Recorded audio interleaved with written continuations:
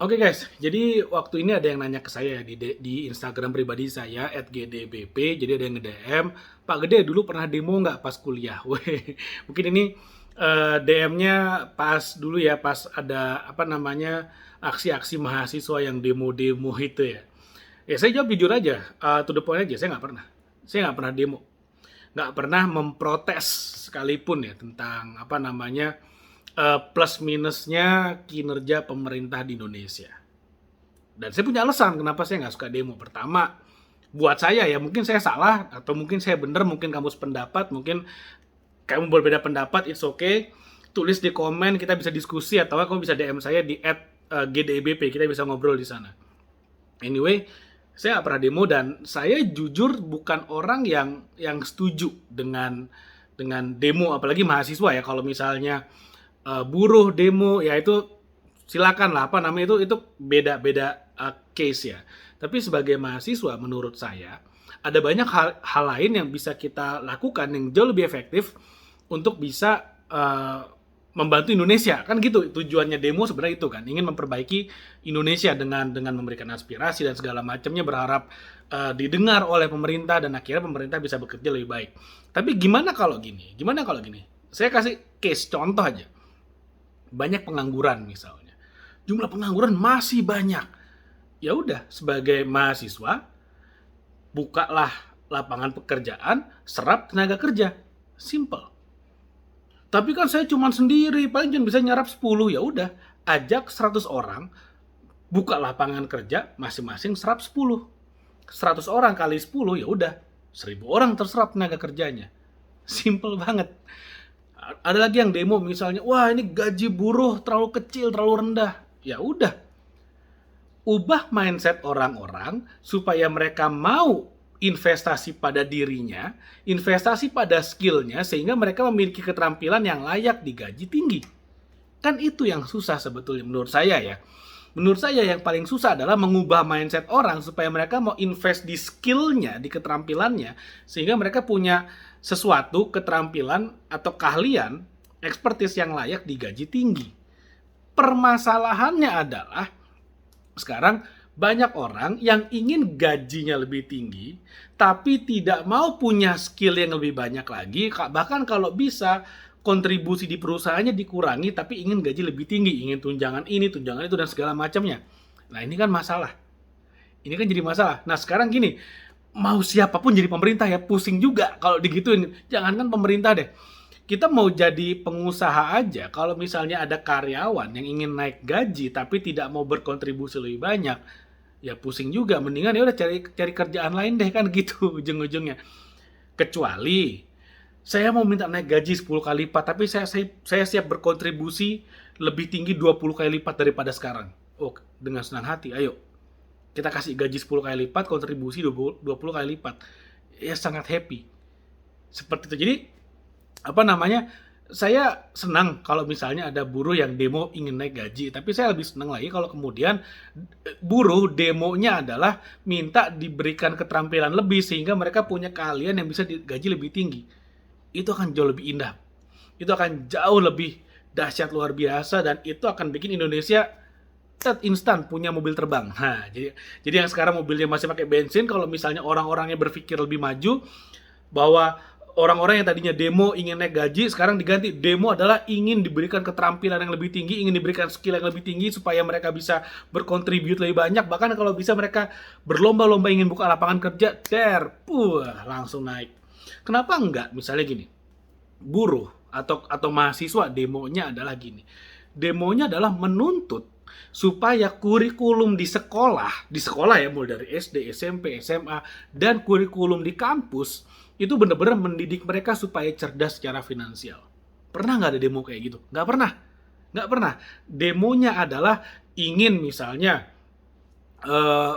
pengangguran dikurangi, ingin gaji ini ditambahkan. Tapi pernah nggak sih demonya itu adalah kami menuntut ingin pemerintah mewajibkan pembelajaran kecerdasan finansial di sekolah?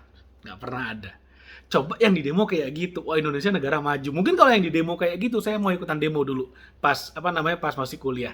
Tapi karena yang di demonya adalah isu-isu yang sebenarnya ya kita sebagai, dulu saya masih mahasiswa ya, atau mungkin sekarang teman-teman mahasiswa, atau mungkin teman-teman siapapun yang bisa cuman protes doang, kenapa enggak jadi bagian dari solusi? Buat saya lebih indah seperti itu. Lebih lebih mantep lah, lebih elegan lah. Misalnya lagi nih contohnya nih, eh di apa namanya, banyak banget orang di PHK misalnya, diputuskan hubungan kerjanya selama pandemi. Saya sama teman-teman dari komunitas Junior Chamber Internasional untuk chapter Badung Bali, kita bikin satu program yang namanya PHK. Tapi singkatannya adalah Petani Harus Kaya.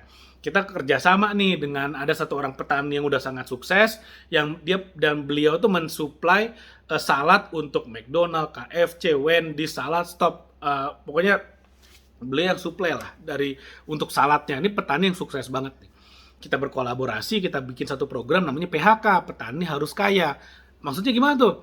Anak-anak muda nih yang kehilangan pekerjaan, ingin punya income, tapi apa namanya, bingung mau ngapain. Ya udah, kita ajarin caranya bertani. Satu, kita kasih lahan gratis, kita kasih pupuk, kita kasih bibit. Bahkan ketika nanti panen, kita kasih kepastian penyerapan hasil panennya. Syaratnya apa? Yang penting mau keringetan, yang penting mau kotor dan mau kerja, udah gitu aja. Itu solusi. Sekarang bayangin, kalau misalnya kita sebagai yang masih muda nih, demo mengharapkan pemerintah, ya susah ya. Pemerintah juga lagi pusing. Kenapa tidak? Kenapa tidak? Kita create a model, kita bikin sebuah project yang kita bisa kerjakan dalam skala kecil dan berhasil, baru kemudian bawa ke pemerintah. Hei pemerintah, dari apa namanya, misalnya dari dinas sosial atau dinas tenaga kerjaan atau dinas UMKM misalnya atau dinas pertanian, kita punya nih program kayak gini. Anda kan mau bantu masyarakat tapi bingung kan mau ngapain kan? Ya udah, kita punya nih program kayak gini. Coba apa namanya? Tolong dong kita kerjasama. Kami nggak minta duit, kita nggak minta duit, tapi kita minta program ini disounding supaya seluruh daerah bisa mengadopsi program ini. Kita yang siap turun tangan, kita yang siap ngerjain. Anda sebagai apa namanya, pemilik otoritas, tolong di-sharein aja deh kepada para pemuda-pemuda binaannya supaya mau bekerja dan berproduktivitas. Contoh satu. Contoh kedua, kita juga nih di apa namanya, di JCI Badung Bali, di Junior Chamber International Chapter Badung Bali, kita punya program namanya Investor Headquarter. Simple programnya, kita mempertemukan UMKM dan startup dengan investor. Udah gitu doang. Simple banget. Tujuannya apa? Supaya bisnisnya scale up. Kalau bisnisnya scale up, otomatis penyerapan tenaga kerja lebih banyak. Akses apa namanya, modal masuk lebih merata. Karena kita pertemukan nih antara startup UMKM yang ada di daerah-daerah dengan para investor yang ada di Jakarta, di kota besar. Karena banyak orang berpikir bahwa kalau misalnya saya bisnisnya di daerah terpencil, di desa misalnya, ya susah besar dong karena modal itu kan berputarnya di Jakarta, di Surabaya, di kota besar, di Medan misalnya, di Makassar. Tapi kalau misalnya saya di Boyolali bagaimana? Kalau saya di Nganjuk bagaimana? Kalau saya di apa namanya, di kota-kota kecil bagaimana? Ya nggak ada masalah. Ikut program kami karena ini diadakan secara online. Artinya apa? Seluruh Indonesia bisa. Bahkan di puncak Gunung Jayawijaya pun bisa. Yang penting punya model bisnis, punya ide bisnis, punya bisnis plan yang bagus, dan kamu menunjukkan bahwa kamu adalah entrepreneur yang layak untuk berpartner dengan para investor. Ada nggak yang kemudian bisnisnya belum jalan, lalu kemudian dapat investor? Ada. Bahkan bisnisnya itu bisa menghidupi bahkan sampai satu desa di sebuah kabupaten yang dalam tanda petik ya, yang paling miskin di Bali. Itu bisa, sangat bisa banget. Nah, ini adalah contoh ya, project produk yang real, nyata, yang bisa membantu meningkatkan kehidupan masyarakat, lalu kemudian baru kita bawa ke pemerintah. Di pemerintah itu selalu mencari local champion. Mana nih masyarakat-masyarakat yang punya sesuatu yang real, punya terobosan, yang punya program yang bagus, mereka akan angkat, mereka akan bawa ke daerah-daerah yang mereka punya otoritas, yang jadi kekuasaan mereka. Nah, itulah baru namanya ya kita bersinergi, itulah yang namanya kita berkontribusi yang real, yang nyata, bukan demo.